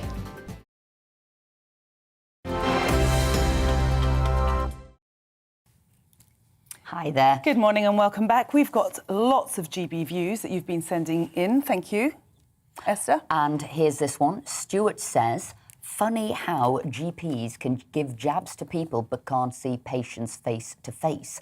I'm sure this can't be because they're being paid extra to give a jab. Can that be the case? Quite a few people are calling in with that and writing in with that. And Charlie says, I'm annoyed by the way lecturers are striking over their pension plans. They get so much money from tuition fees and already shortchange students with extortionate fees. The lecturers should not be treating the university like a money pit, and they should stop expecting handouts. Mm-hmm. And Sue says, one thing that might help the obesity epidemic is local planning. She says planning permission shouldn't be given if there are too many takeaways in an area. My village has 6 takeaways on its high street. Now you can have food all the time. You can either get it on the high street, you can have it delivered to you without expending any calories. So there you go. Yep, and so on COVID restrictions, Ian says the problem as I view it is that Labour have provided no opposition to the government restrictions. Most Tory MPs have been passive towards an authoritarian executive. The Tories seem to have been awestruck by anyone deemed to be called a so-called expert. The public have been scared by the government propaganda campaign. I would actually love to see a poll tax riot-style insurrection. I might be there as well. Sorry, Esther. But it's okay, but I have voted against you these. Have. I'm you one have. of the few. Esther's, Trust me, I've been alone in the opposing chamber. So regular viewers will know every week we want to celebrate the very best of British, and that can be an individual, a company, a product, or produce from across the UK. But what we've got today is we're very lucky to be talking about busking. And busking for me is, I love it. I get so excited when I see a busker. I'm always the person that goes and puts money in. Not as keen to tap my card. I must admit that. No, just throw a coin in. But here we have Pete Hartley, who should be with us now, talking about busking. Hi there, Pete. How are you? Hi, Esther. I'm good. How's the sound? You're a bit slow in my headphones, but... Well, put it this way, we can hear you perfectly. You are bouncing around, and that is the signal, the signal across the country. And I can see you've got a violin there. But look, best of British. We love a busker, especially Christmas time. But we want to know, like, what's the best places to busk? You know, what's the best tunes to busk? What's the best money you've ever been given by a single person? The busk really is where there aren't any other buskers. So oftentimes at this time of year, I mean, you can get a situation where I was in Brumby the other day. I play at the German market in. Oh, no. Sadly, that's the signal. The broadband signal across the UK isn't brilliant. And he's been busking from the 80s, from the 90s, right the way through, obviously, to supplement his money. And I think he said the biggest donation he ever got was £50 from a lady one day. And he obviously said he's had lots of wonderful stories that if he's played a tune and they've resonated with somebody, they've come over afterwards and said thank you very much. I read a little thing somewhere that said when words fail, music sings, and I just thought that's true, isn't it? Sometimes you can't say something, but when you hear a tune or something, it can take you somewhere else, and it can be really moving. Well, if we can get Pete back, and he had his violin there, we'll get him to do a tune. In the Times this week, they talked about how of a Sunday we should have classical music on different days. Buskers should be playing the right music for the right day. But I do think, though, that buskers play whatever music people want to hear, because that's what's going to get them the most money. Totally. And we've got... should we just do some more GB views? Have you got some more? I have. So I've got one more. It says, I like this. Andy says, I like this. Andy says, Tonya, I agree, completely agree with you as regards the treats for exercising. I read it on the government website and was appalled. This is the start of a points-based social credit system, just like the one they have in China. If they can give, they can also take away. Bought too much booze at the supermarket, points deducted. Had days off work sick, points deducted. I think you're very right, Andy, and it's worrying. It is. And that's why I say this isn't for the state to be doing. This is for you to be doing. You know, you should be in charge of yourself. You know, you should know what time you need to wake up, go to work. You should have your family support. You should have friends support. This state invasion of the innermost thinkings and working of you and what makes you tick is a dangerous path to be going down. I think we've got Pete back. I think we have. Pete, hello, you're back. Pete. Hello. Here he is, looking wonderful. But I hope the signal, the broadband signal, holds out. So, no, do you know what? He's teasing us. Oh, he's here. Hi. Are you there? I think we're bouncing back and forward. Yes, I don't think we're going to get this. Again, you can hear me. Well, I've been busking. Oh, do you know what a shame! What a shame! It's a bad signal. It's a bad signal. What can we do? But don't worry, thankfully, we've got lots of GB views to tell you, and don't forget, it's GB views at gbnews.uk. You can still get some in for the end of the show if you contact us now. Now, Lucia thinks there is only one Christmas song that surpasses all the old and new Christmas songs, and that is The Fairy Tale of New York by the Pogues. Well, you know, that's the one that I like to sing when I'm a bit, you know, tipsy, because you can really get into that one, can't you? I won't actually sing some of the lyrics because they're a bit rude, because the ones I like best are the rude ones. We could get her to do this a bit later. Coming up, universities are facing calls to offer students refunds amid the disruption caused by strikes. Well, we'll be discussing that with one student and one lecturer. But first, we've got the news headlines with Ray Addison.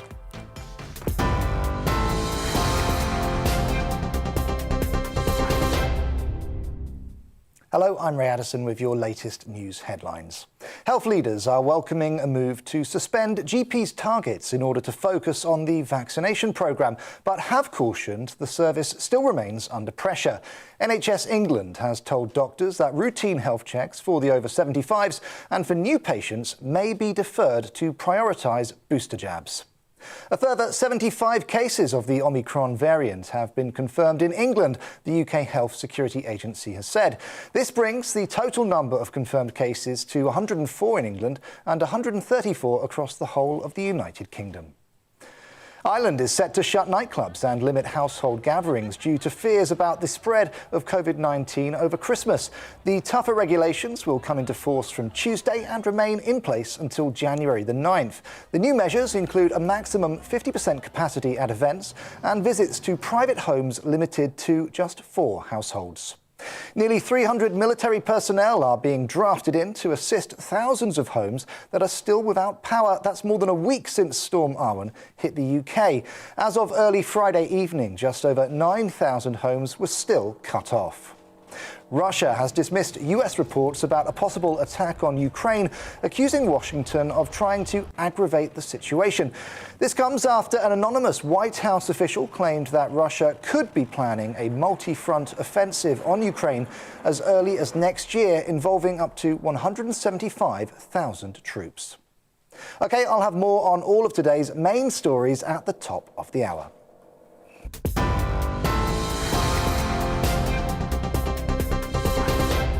You're watching GB News live across the UK and the world on our digital stream. GB News is Britain's news channel. We are the UK's home of discussion and debate from all perspectives. We are here for you. Don't forget to join our YouTube community by clicking on that subscribe button.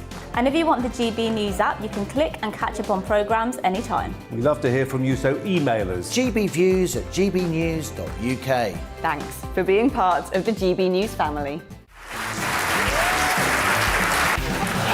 My name is Andrew Doyle. Join me every Sunday evening at 7 p.m. for Free Speech Nation.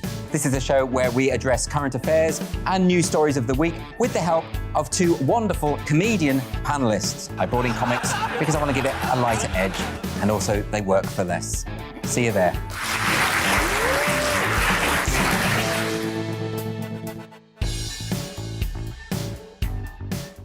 Join my show Farage, 7 p.m. till 8 p.m. Monday through Thursday, and there you will get opinion, analysis, debate, and I'll cover stories that nobody else dares to touch.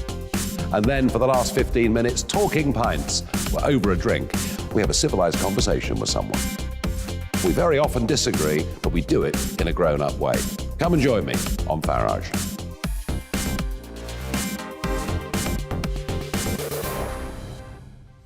I'm Colin Grazier. I've reported from more than 70 countries around the world, covered wars from Afghanistan to Iraq, from Lebanon to the Balkans. I'm trying to bring that experience, that feel for events, to the studio. And something else. I'm ready to give an opinion. Today's stories with a spark. Grazier from 8 p.m. weekdays on GB News.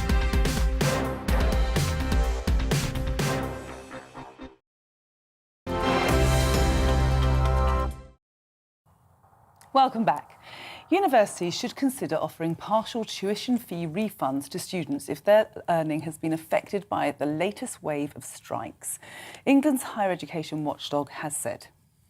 Students in universities around the UK are experiencing disruption after staff began a 3-day strike in disputes over pensions and pay conditions. Joining us to discuss these issues is university lecturer Austin Williams and first-year student Gilbert Jackson. Thank you both for joining us this morning. Austin, I'm going to come to you first. Why are the university staff striking?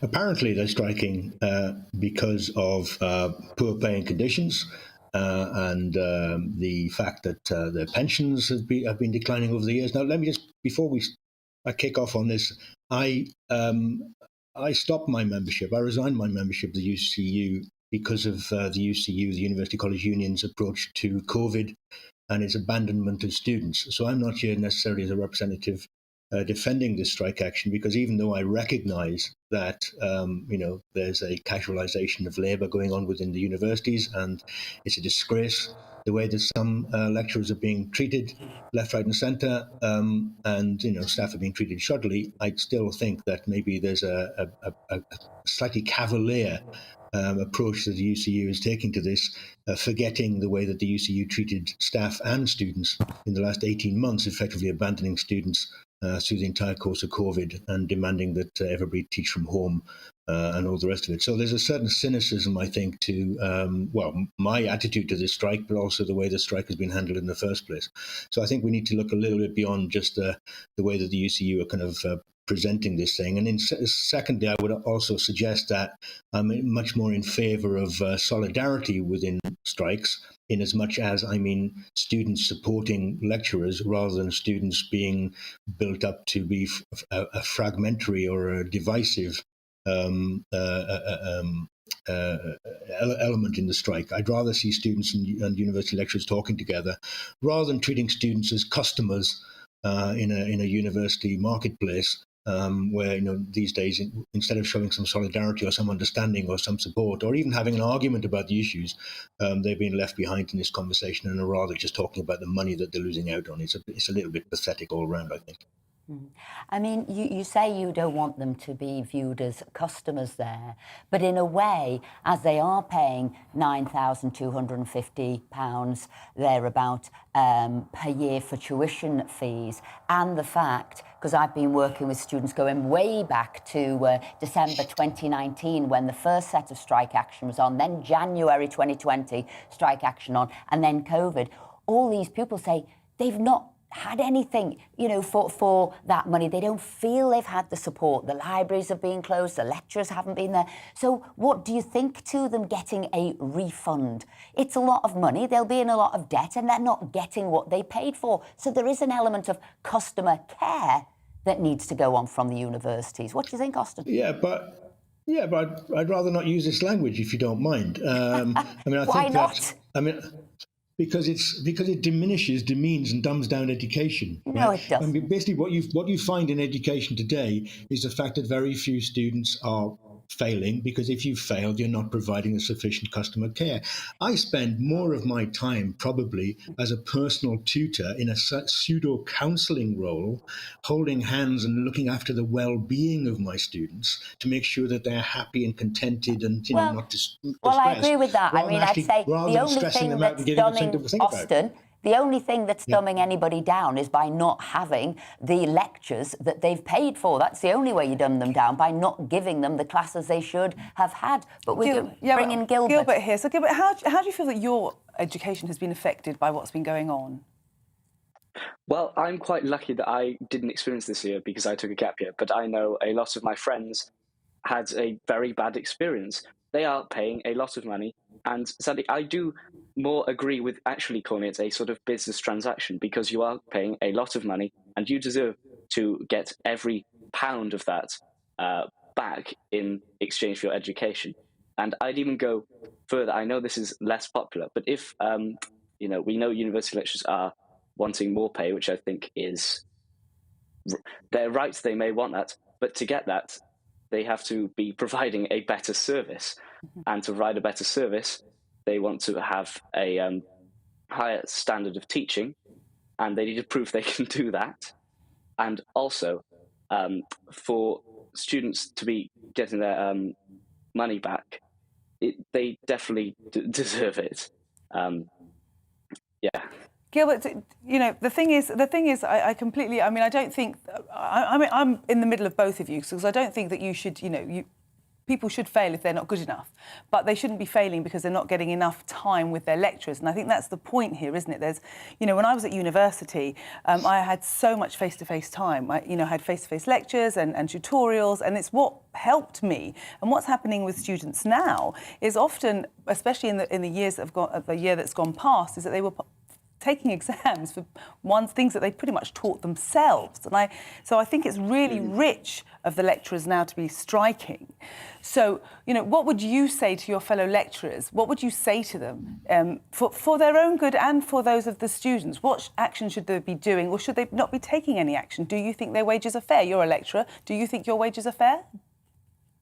Well, keep me out of this, but I mean, I think the fact that that people are striking for better paying conditions is something which is historically acceptable, right? I think that people should be able to kind of argue that their case that they're not getting enough money or their pensions are decreasing or whatever it might be. However, I mean, I'm certainly in agreement the fact that education has been reduced to passing because you've paid to pass. I mean, there are many instances, fair enough, they're in America, but there's a certain sense coming into this country where if students fail, they can now say, I paid my money and you've now failed me. How dare you? You haven't fulfilled your part of the contract. So the idea that education is something which is meant to be stressful, difficult, and all the rest of it has kind of slightly gone off the agenda. There's two different arguments going on here. So, look, one is students should have a refund when they're not getting what they paid for. So that's one argument. Yeah. The second one is totally separate. You're now saying, which is even worse, you've paid the £9,250 a year. We're going to give you a pass whether you deserve it or not. So the lecturers say you're not going through the rigours that you should have to get a proper degree. So this is two different arguments. It is, yeah. And both is wrong. One, if you're not getting what you paid for, you should have a refund. But two, you should also pass a rigorous academic test or exam at the end of the year. We'll go back to you, Gilbert. Yes, I don't think that actually paying money means that you deserve the degree. And I think students are in the complete wrong frame of mind if they think that if they've paid, they deserve to get the degree. Even if it cost more, they should be working towards it with the realization that if they don't put the work in, they do not get the degree. I am working very hard right now, and I do hope that I can pass, and I hope that I'll get a good degree. And I hope that also there will be lecturers there to support me. And I'm not going to criticize individually. The lecturers that I have are doing a great job teaching me at the moment. And that's because I have all in person. And I don't think people appreciate at the moment we are living in a two-tier university system where half the subjects are fully online, have been since last March, and others are completely back to normal. And it also seems to be the difference between STEM subjects and the humanities. Lots of my friends doing humanities are not getting in-person teaching, whereas the STEM subjects are. And I think this is completely wrong. We need to have them both on the same level, because despite needing more STEM students, we also need to have the humanities students to balance them out. I absolutely agree. Are you finding from your humanities students' friends that they are suffering with, because one of the studies that I read is that people that are not getting that face-to-face lecturing and education are suffering with isolation and more anxiety than a student normally does. Are you finding that in your friends?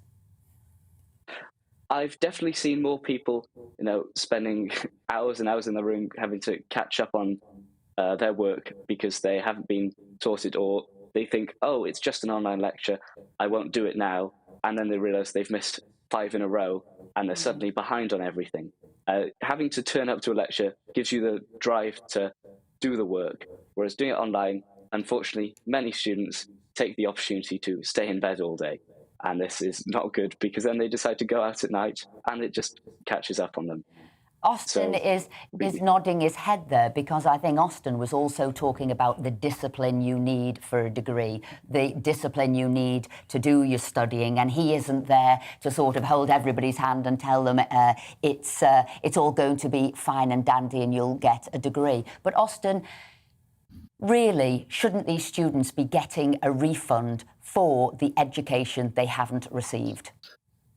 I think I'm against them paying £9,000 in the first place. But that's a different argument. Should they get a refund? I don't think it is. I think if students, rather than just do special pleading and saying we demand a refund, if they want to go on strike in the same way as the staff are doing, that seems to be much more of an active engagement in the political argument than just demanding, we demanded because we're being hard done by, because they're obviously being hard done by in a lot of different ways. But I, in some ways, I'm old enough to remember when we used to campaign against international student fees being twice as much or 3 times as much as domestic student fees. And I think that students should be protesting about that. Right, I think that it's a scandal what's going on with fees with students and what they're paying for and what they're getting. I completely endorse that, but I'm slightly worried. So, Austin, you're sort of saying you're happy to agitate for not only the lecturers to be on strike, but you're agitating for the students to be on strike. And what you're saying is you should reduce the cost of being a student. So, at the same time, Austin, would you also be arguing to reduce the number of students if you're going to reduce the amount that is paid? Well, there is a sense that an awful lot of students are going into university rather than going to get a job. So there is the sense that a university is not really a university. If you see what's happened in the last couple of weeks, where the government has kind of insisted that universities now have to provide evidence that the students who qualify will then go into a good graduate level job, which I have no idea how a university can actually prove that or enable that. But that's now being marked down. If you can't do that, you can lose some of your funding. So there's a lot of kind of backroom conversations going on with government and the university sector, the higher echelons. And when you think that 65% of university staff are admin staff, and we're just left with a very small number of faculty, this is slightly turning on its head what a university is. So I don't know maybe why many students want to go there, to be perfectly honest with you, let alone being accepted into it. So I think that there needs to be a kind of a root and branch conversation about what university is offering, what education is for, and then we can have a kind of conversation about how much you pay for it. That's Austin, I think you've made great points there. And that's right. Yeah. What is it you're paying for? What is it? And I think you're right. We need to discuss, where does the university education fit? Apprenticeships fit? Going to get a job fit? I think we'll all be back in the new year talking more about this. So, thank you so Austin, much. Williams, thank you very much. And Gilbert Jackson, thank you both for joining us this morning. Do you know what's really interesting, though, in this, thank you, is that, if I was a student, I would be very fearful of going across the picket line for fear that so if I didn't agree with what was going on, I was really cross about what was going on. You fearful? I don't believe it. Only because I'd worry that it would affect my grade. Yeah, okay. That's the thing is, you're not going to confront the person that's going to give you your grade. And I think that is the problem in a lot of these universities that are striking at the moment, that students aren't able to kind of stand up and say, look, hang on a minute, I haven't even seen you all year and suddenly you're striking. That would be difficult. And when I was working with quite a few students, I said, why aren't you going forward and marching on a campus? Or why aren't you demanding a refund? And a lot of them who were still at university said it was fear of reprisal, fear of saying something, and also speaking up. They felt freedom of speech had been removed from them, because you should be able to say, well, if you're not there, why are you paying for them? So they said they were fearful of all of that, hence they haven't taken a sort of a group action together. But one other thing I think Gilbert said there, not all universities were awful. Some were good, some were very good, and some were very bad, and some were sort of middling. So those who haven't had the education, I truly believe they should be getting the money back. But equally, there's too many people going to university, full stop, and I think Austin Williams agreed to that. Well, he's completely right, and also it's lowered what it means to have a degree. Yeah, I think now there's 49% of people between the age of 30 and 34 who've got degrees, and 2.5 million people are at university. So you're quite right. Yeah. It reduces its value when that many people have got degrees. Right, so we do some more stories? Yeah, go on. What have you got? OK, so I've got some fun ones. So one of the ones that I thought was really interesting is it's in the Telegraph today, and it's on page 4. And it's all about these US cookbooks that are coming over and being sold cheaply in our shops here in the UK. And one of the things that is confusing is, firstly, is the language, because, in an American cookbook, you'd say cilantro, and you wouldn't say coriander. Arugula is rocket, and cake flour is actually just finely milled flour. But the thing I do like is that in American cookbooks, they use a cup to cook with.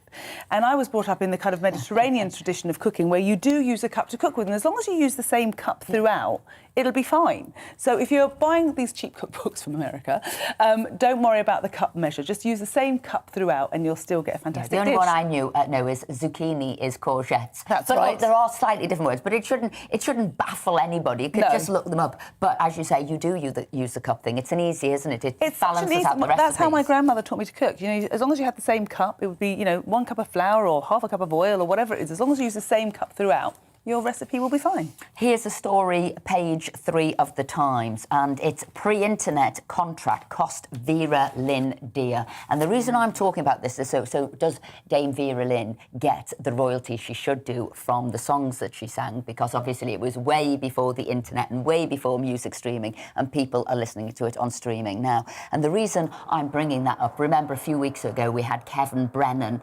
Labour MP, on the show talking about his bill that he was bringing forward, which was about rights and remuneration for musicians, and that was getting the right money from music streaming. So it was in the House yesterday. It was a big bill. It didn't get as far as it wanted to, but I believe changes will be coming. But it's interesting that it was the Vera Lynn story that got the paper. Yeah, they got the paper.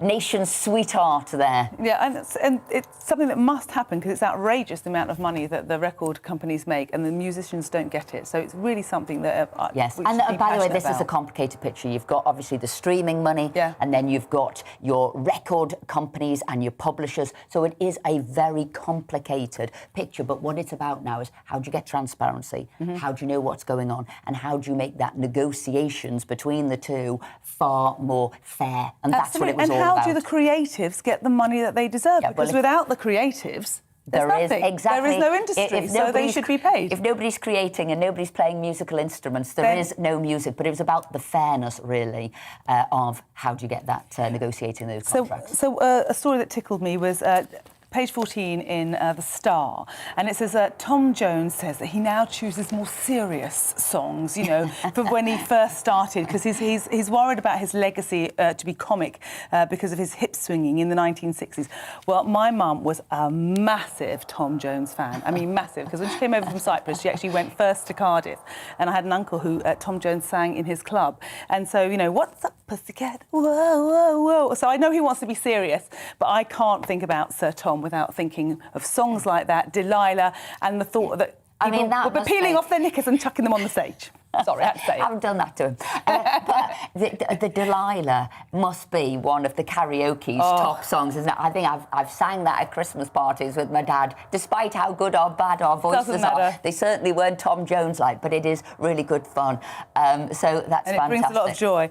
Now, we've got one more story that we didn't manage to talk about, and I think it's really important because, I mean, your Phil mentioned it, actually. It's about the fact that we really have to make sure that we don't have this kind of power breakdown again in countries around, in areas around the UK. I mean, I think your Phil put it brilliantly in the Express today. So I know what you're talking about, but, we've still got 10,000 homes without electricity. That can't happen. Up in Scotland. But you know what? There was homes in Northumberland, there was homes in Yorkshire that didn't get the electricity for days and days and days. Still happen. Some of them 5 days, some were put up in hotels. But just imagine that. No lighting, not being able to do your food, no warmth. I mean, that is horrendous. And how did it happen? That's what I want to know. Yes, there were 100-mile-an-hour winds, but why? Why couldn't we, A, make sure that they were maintained, and 2, get straight to there and repair them? It's happened before. We've had this in this country before. It's nothing to do with climate change. And the phone lines as well. Philip was writing here about the phone lines and the difficulty to get to speak to somebody to say, when will this be repaired? I hope you do get them fixed very soon. If you are watching a TV at the moment, we're wishing you well, and we hope you do get your heat on too. But after the break, you've got Alistair Stewart, and he'll be here with his friends, and Esther and I will be here with you next week. We're wearing festive outfits, are we? We're wearing festive outfits next week. We're going to be super-duper festive. I'm not really sure that I'm going to go as far as the jumper, but you definitely need to tune in to see what we'll be wearing. It's time to remind ourselves there's always another winter. Canary Islands sponsors the weather. Good morning. Rather changeable conditions this weekend, with rain for many of us at times. Having said that, conditions do tend to improve for most into Sunday, if feeling on the chilly side. So let's have a look at the weather pattern for today. We have this cold front which will gradually clear away eastwards, but the tail of this will bring a thicker cloud with further showery outbreaks of rain. So this is how it looks weather-wise through the course of today. The tail of that front will bring showery outbreaks of rain, giving sleet or snow over the higher ground of the north in particular. But there will be some clearer skies developing, so glimpses of sunshine, especially across more southern parts of the country, but also some western parts of Scotland may see glimmers of sunshine too. Quite a cold feel for just about all of us today, with a brisk north to northwesterly wind really making it feel quite raw if you are heading out and about. So through this evening and overnight, we still continue to see those showers feeding in on that brisk northerly wind, further winteriness at times, again generally over the higher ground, and still quite a lot of cloud associated with that, keeping temperatures from falling too low. But to the north and west of this weather system, skies clear and temperatures will take a bit of a tumble, so some frost and ice is on the cards for Sunday morning. So let's have a look at how Sunday develops. Still a good deal of cloud across many central and eastern parts. Still those showers feeding in on that northerly breeze, but they will gradually tend to ease and fade away as the day progresses, with drier and brighter conditions developing for most of us by the time we get to Sunday afternoon. But again, it's a cold feel to things on Sunday. Still, we have that brisk northerly wind really making it feel quite bitter. As for the start of next week, well, it remains fairly unsettled, with further weather fronts heading in from the Atlantic, and Tuesday is one we're keeping a close eye on as it turns particularly windy. Canary Islands sponsors the weather. You're watching GB News live across the UK and the world on our digital stream. GB News is Britain's news channel. We are the UK's home of discussion and debate from all perspectives. We are here for you. Don't forget to join our YouTube community by clicking on that subscribe button. And if you want the GB News app, you can click and catch up on programmes anytime. We love to hear from you, so email us. gbviews@gbnews.uk.